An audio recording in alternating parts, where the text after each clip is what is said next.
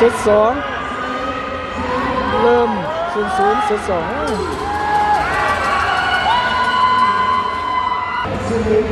1-0นครหลวง1ขบวนสุด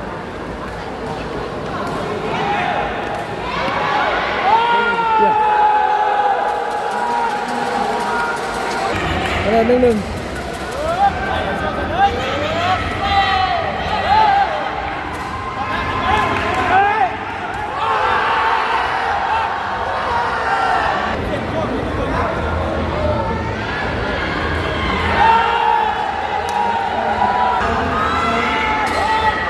คะแนน2-2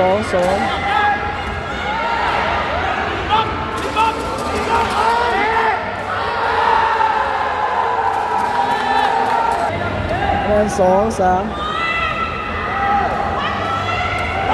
เฮ้ย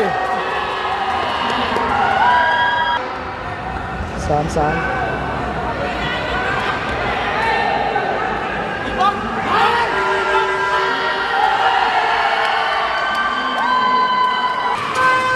คะแนน4-3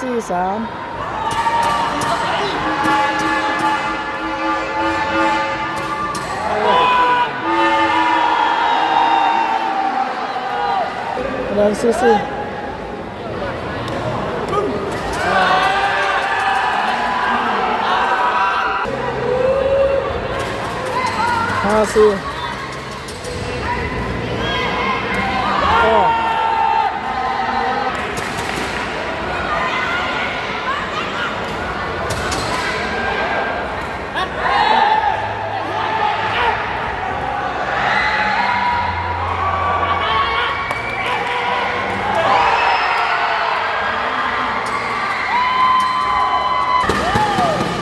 คะแนน6-5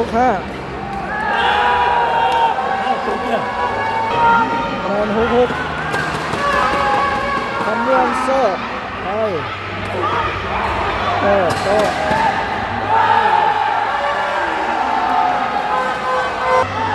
คะแนน6-7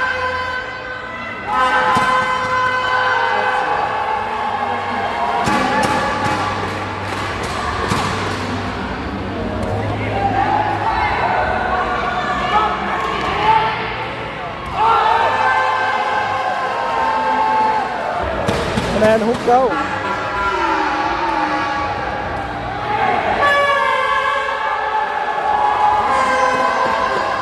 นี่ก็หลวงเป็นโตนะเป็นโต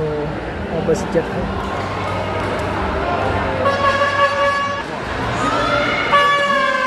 คะแนน10-6เจ้า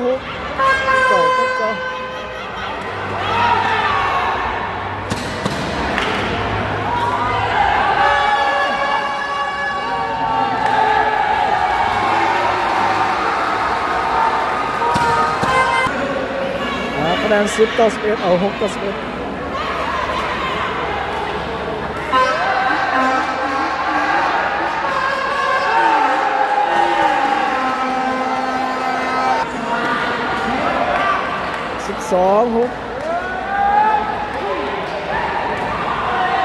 ก็ถือว่า